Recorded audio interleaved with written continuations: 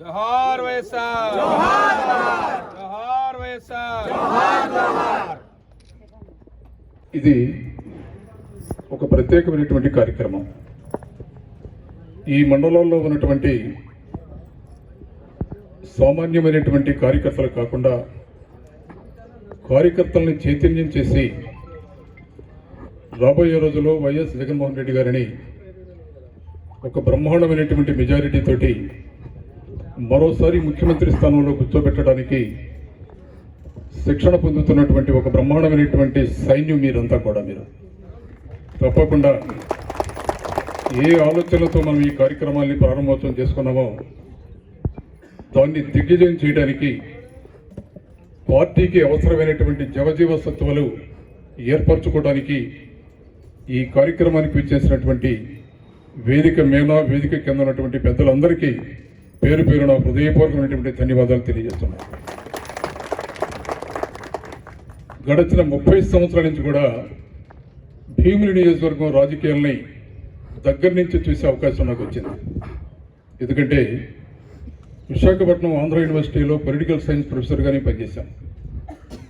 ఆంధ్ర యూనివర్సిటీలోనే విద్యార్థి సంఘ నాయకుడిగానే పనిచేశాను.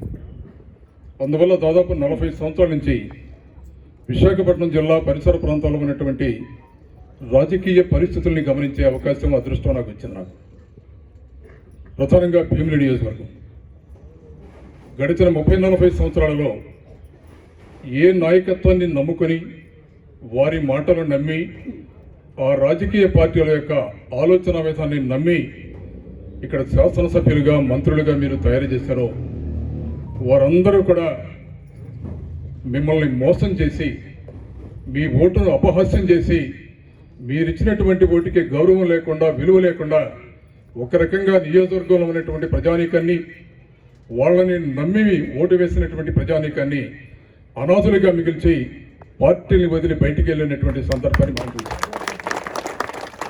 ఇవాళ జగన్మోహన్ రెడ్డి గారి ఆ పరిస్థితులు అన్నీ కూడా గమనించారు.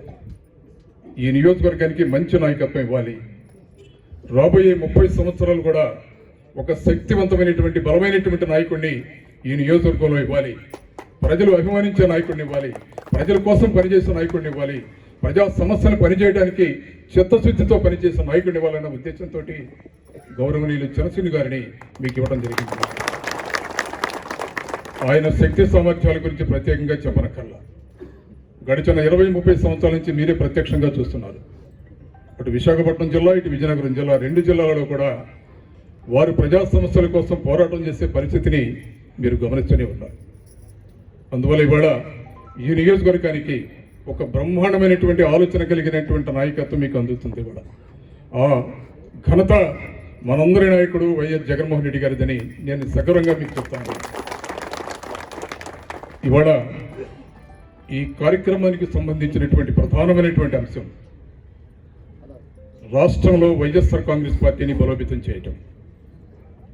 లక్షలాది కోట్లాది మంది ఉన్నటువంటి వైఎస్ఆర్ కాంగ్రెస్ పార్టీ కార్యకర్తల్ని వైఎస్ఆర్ కాంగ్రెస్ పార్టీ సైనికులుగా తయారు చేయడం అనేదే దీనిలో ప్రధానమైనటువంటి ఉద్దేశం.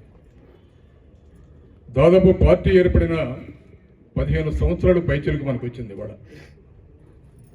ఇప్పటిదాకా ఈ పార్టీ వైఎస్ఆర్ కాంగ్రెస్ పార్టీ జగన్మోహన్ రెడ్డి గారి అఖండ శక్తితోటి, వారికి ఉన్నటువంటి బ్రహ్మాండమైనటువంటి శక్తి సామర్థ్యాలు, ఫేస్ వాల్యూతోటే వైఎస్ఆర్ కాంగ్రెస్ పార్టీ రన్ అయింది. ఇవాళ ప్రతి ఎన్నిక, ఏ ఎన్నికలు చూసినా కూడా జగన్మోహన్ రెడ్డి గారికి ఉన్నటువంటి సమ్మోహనమైనటువంటి శక్తి.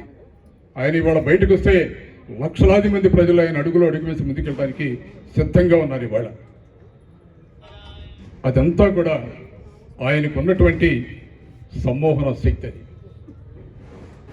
ఇవాళ ప్రపంచవ్యాప్తంగా మనం ప్రజాస్వామ్య దేశాలను మనం చూసినట్లయితే చాలా దేశాలు ఉన్నాయి ప్రజాస్వామ్య దేశాలు. అందులో అతిపెద్ద ప్రజాస్వామిక దేశం భారతదేశం. 144 కోట్ల మంది ప్రజలతోటి ప్రపంచంలో ఎక్కడా లేని విధంగా ప్రజాస్వామ్యం విరజల్లుతుంది ఇవాళ మన దేశంలో. ఇవాళ ప్రపంచంలో అనేకమైనటువంటి ప్రజాస్వామ్య దేశాలు, అమెరికా కానీ, ఆస్ట్రేలియా కానీ, అనేకమైనటువంటి దేశాలు. ఆ రాజకీయ చరిత్రను మొత్తం కనుక మనం చూస్తే 2 విషయాలు మనం ప్రధానంగా గమనించవచ్చు. మాస్ బేస్డ్ పొలిటికల్ పార్టీస్ కొన్ని ఉన్నాయి. అలాగే క్యాడర్ బేస్డ్ పొలిటికల్ పార్టీస్ కొన్ని ఉన్నాయి. ఇవాళ మన దేశంలో చూసినట్లయితే కొన్ని మాస్ బేస్డ్తో రన్ అయినటువంటి పొలిటికల్ పార్టీలు, కొన్ని క్యాడర్ బేస్డ్తో రన్ అయినటువంటి పొలిటికల్ పార్టీలు, దానిలో 2-3 రకాలు ఉన్నాయి. ఇప్పుడు మన రాష్ట్రంలో వైఎస్ఆర్ కాంగ్రెస్ పార్టీ ఏర్పడినటి నుంచి ఈ రోజు దాకా జగన్మోహన్ రెడ్డి గారు ఒక బ్రహ్మాండమైనటువంటి మాస్ బేస్డ్ పొలిటికల్ పార్టీగా మనం బ్రహ్మాండంగా విజయాన్ని సాధించాం. కొన్ని అపజయాలు కూడా మనం చూడాల్సి వచ్చింది. కానీ జగన్మోహన్ రెడ్డి గారు ఆలోచించారు, ఇవాళ రాబోయే 30 సంవత్సరాల వరకు ఈ పార్టీని శక్తివంతమైనటువంటి సైనికులుగా వైఎస్ఆర్ కాంగ్రెస్ పార్టీని కేడర్ తయారు చేయాలి. దానిలో భాగంగా వార్డు స్థాయి నుంచి, సచివాలయం స్థాయి నుంచి పార్లమెంట్ స్థాయి దాకా ఎవరైతే జగన్మోహన్ రెడ్డి గారిని అభిమానించి ఒక బ్రహ్మాండమైనటువంటి పరిపాలన అందించగలిగినటువంటి సమర్థవంతమైనటువంటి నాయకుడు జగన్మోహన్ రెడ్డి గారిని నమ్మారో ఆ ప్రజల అభిమానాన్ని చొరగొన్నటువంటి నాయకుడు జగన్మోహన్ రెడ్డి గారు. అలాంటి నాయకత్వంలో పనిచేయడానికి కూడా ఈ ప్రాంతంలో ఉన్నటువంటి 5వ వార్డు, 6వ వార్డు, 7వ వార్డు, 8వ వార్డు, ఈ వార్డులో ఉన్నటువంటి ప్రజలందరికీ ప్రాతినిధ్యం వహిస్తున్నటువంటి మీ అందరూ కూడా ఇప్పటిదాకా వైఎస్ఆర్ కాంగ్రెస్ పార్టీ కార్యకర్తలు, నాయకత్వాలుగానే మనం ఉన్నాం. కానీ రాబోయే రోజుల్లో జగన్మోహన్ రెడ్డి గారి ఆలోచన ఈ బ్రహ్మాండమైనటువంటి శక్తివంతమైనటువంటి నాయకుల్ని శక్తివంతమైనటువంటి సైనికులుగా తయారు చేయాలనేటువంటి ఒక బ్రహ్మాండమైనటువంటి ఆలోచనతో ఇవాళ పార్టీ ముందుకెళ్తుంది. ఇవాళ ఈ నియోజకవర్గంలో సంస్థాగతంగా మనం బలోపేతం అయితే ప్రతి వార్డులో కూడా శక్తివంతమైనటువంటి కార్యకర్తలు మనం తయారు చేసుకోగలిగితే కనీసం ఈ నియోజకవర్గంలో 10,000 నుంచి 12,000 మంది దాకా కార్యకర్తలు మనం తయారు చేసుకోగలం.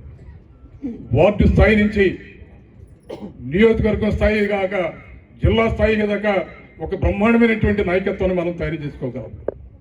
ఆ విధంగా ప్రతి నియోజకవర్గంలో 10,000 మంది తక్కువ కాకుండా కనుక మనం కార్యకర్తలని, నాయకులను తయారు చేసుకోగలిగితే రాష్ట్ర వ్యాప్తంగా ఉన్నటువంటి 175 నియోజకవర్గాలలో 18 లక్షల మంది వైఎస్ఆర్ కాంగ్రెస్ పార్టీ సైనికులు తయారవుతున్నారు. ఇది సామాన్యమైనటువంటి విషయం కాదు. భారతదేశ చరిత్రలో 70 సంవత్సరాలు పరిపాలించినటువంటి అనేకమైనటువంటి రాజకీయ పార్టీలు మన దేశంలో ఉన్నాయి. వెస్ట్ బెంగాల్ కానీ, తమిళనాడు కానీ, కేరళ కానీ, త్రిపుర కానీ అనేకమైనటువంటి రాష్ట్రాలలో స్థానిక పార్టీలు, జాతీయ పార్టీలు ఎన్నో ఉన్నాయి మనకి. ఇవాళ అక్కడ సంస్థాగత నిర్మాణంతో బలోపేతమైనటువంటి పార్టీలు అధికారం ఉన్నా అధికారం లేకపోయినా కూడా శక్తివంతంగా ఇవాళ పనిచేస్తున్నటువంటి పార్టీలు మనకు ఉన్నాయి. ఇవాళ మన ప్రక్కనే ఉన్నటువంటి తమిళనాడు చూడండి. ఇవాళ రకరకాల రాజకీయ ధోరణులు రాష్ట్రంలో జరుగుతూ ఉంటాయి, రకరకాల రాజకీయ ప్రదర్శనలు రాష్ట్రంలో జరుగుతూ ఉంటాయి. అయినా కూడా అక్కడ ఉన్నటువంటి డిఎంకే అధికారం ఉన్నా అధికారం లేకపోయినా కూడా ఒక బలమైనటువంటి శక్తివంతమైనటువంటి రాజకీయ వ్యవస్థలుగా ఆ పార్టీ ఎదిగింది. ఇవాళ జగన్మోహన్ రెడ్డి గారు అంతకన్నా నిన్నగా రాష్ట్రంలో ఉన్నటువంటి వైఎస్ఆర్ కాంగ్రెస్ పార్టీని అభిమానించే ప్రతి వ్యక్తిని కూడా ఒక సైనికుడిగా తయారు కావాలి. 18 లక్షల మంది సైనికుల్ని ఈ రాష్ట్రంలో తయారు చేసి రాబోయే 30 సంవత్సరాలు ఈ రాష్ట్రంలోనే కాదు దేశ రాజకీయ చరిత్రలోనే వైఎస్ఆర్ కాంగ్రెస్ పార్టీని బలోపేతం చేయాలన్నటువంటి ఒక బ్రహ్మాండమైనటువంటి సంకల్పంతో ఇవాళ పార్టీ ముందుకెళ్తుంది. ఇవాళ దానిలో మనందరం కూడా సిద్ధమై ఉన్నాం. ఇవాళ మనం ఆ కార్యక్రమంలో భాగమే సంస్థాగతంగా పార్టీని బలోపేతం చేయటం. అందుకే మిమ్మల్ని అందరినీ కోరుతున్నా, ఇవాళ కేవలం వార్డుల్లో ఉన్నటువంటి వైఎస్ఆర్ కాంగ్రెస్ పార్టీ ప్రధానమైనటువంటి కేడరే కాదు, అనుబంధ సంస్థలు, అనుబంధ సంఘాలు కూడా బలంగా ఉండాలి. దాదాపు 24 అనుబంధ సంఘాలు మనకున్నాయి.